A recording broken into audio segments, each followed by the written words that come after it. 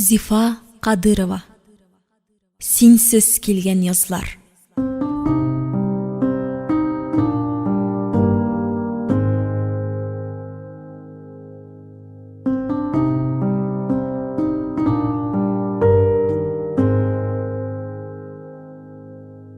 Район хастаханәсендә кем кайсы авылдан, кем нишләп ята, барсы да билгеле.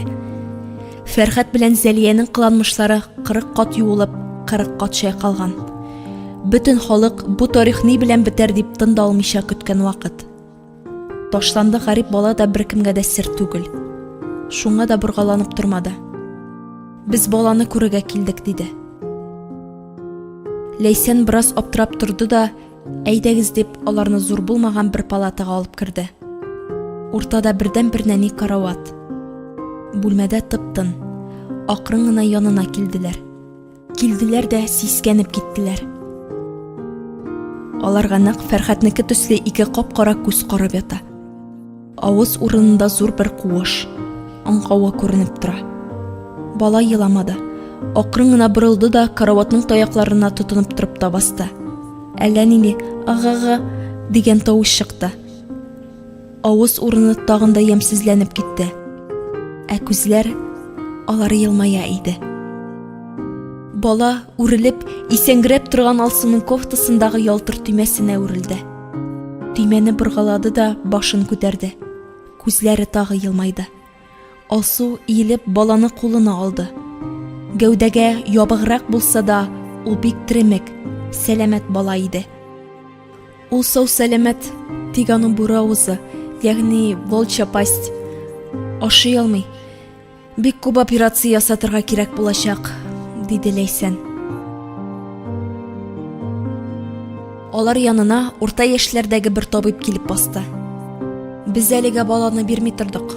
Атасыннан да, анасыннан да отказ юк. Ә киләсе атнада без аны Чаллыга балалар йортына күчерәбез. 7 айлык булды бит инде, диде ул. Алсуның баланы кочагыннан ышкындырасы килмәде. Мин аны алып кайтам, диде, аңгырдан аерыла алмыйча. Балаларының аптырашы йөзләренә чыккан. Ни әйтергә дә белми торалар. Юк, сез аны булай алып китә алмыйсыз. Сез бит аңа беркем түгел. Ялгышмасам, әтисе дә үлгән диделәр.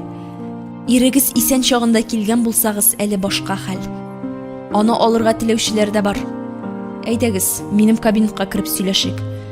Баланы урынына салыгыз да. Юк, монда сөйләшик. Булар минем балаларым, алар бер ата балалары.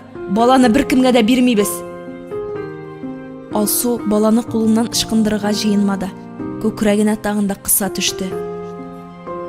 Бу бала әнисе исемендә, аның фамилиясе да юк. Сезгә бу баланы алыр өчен бик күп документ җыярга кирәк.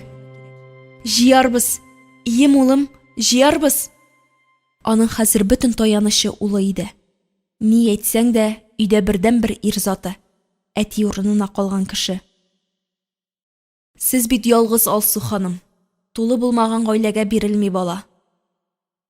Юк. Нишләп мин ялгыз булыйм? Менә бит балаларым бар, абыйсы, апасы. Әйдәгез, мин сезгә нинди кагазьләр җыярга кирәклеген аңлатырмын. Баланы алыгыз, диде табиб шәфкать туташына. Алсу баланы теләр-теләмәс кенә Ләйсәнгә бирде. Палатадан чыгып киткәндә артына борылып карады. Шәфкать туташы баланы урынына утыртты да, үзе дә алар артыннан иярде. Бала шул шыксыз бүлмәдә ялгыз утырып калды. Нишләп ялгыз калдырасыз? Ул бит әле кичкенә, диде Алсу үзгәләнеп. 7 ай шулай ялгыз яши, ирәнеп биткән инде ул, диде Ләйсән. Монда аны тәрбияләп утырырга буш кеше юк. Кемнең вакыты бар шул кирип чыга. Кем уенчык, кем кием китерә. Бөтен больница эшчеләре ярата аны. Тик балалар йортына җибәрер вакыт җитте шул инде. Алсуның кулына дилбегә буе исемлек тоттырдылар. Кайтып китәр алдыннан ул тагын шул бала утырган бүлмәгә таба атлады. Ишекне ачканда, бала ишеккә карап басып тора иде. Әйтерсең, аларның әйләнеп киләселәрен сизеп торып баскан. Хатынның тамак төбенә төер килеп тыгылды. Ирексездән күзенә яшь бәреп чыкты. Берәр уенчык та алып килмәгән ичмасам. Көне буена кем керер дип шулай көтеп торадыр инде сабыем. Ходаем, аңа яшәү өчен җан биргәнсең. Тик бу авыру ни хакына? Өлкәннәрнең хатасын шушы кечкенә җан иясе күтәрергә тиешме? Әни, диде Фәнил аны кочаклап. Улым. Ана яшьле күзләрен улына төбәде. Ничек әйтергә дип сүзләр сайлады. Улым, алмасак ничек яшәрбез җир йөзендә? Фәнил әнисен кысып кочаклады. Бу бала бит аның бер туган энесе була. Бу буш бүлмәдә ялгыз калган энесе мәңге күз алдыннан китмәс. Әни, ала алсаң ал, ярдәмнән ташламам, диде ул.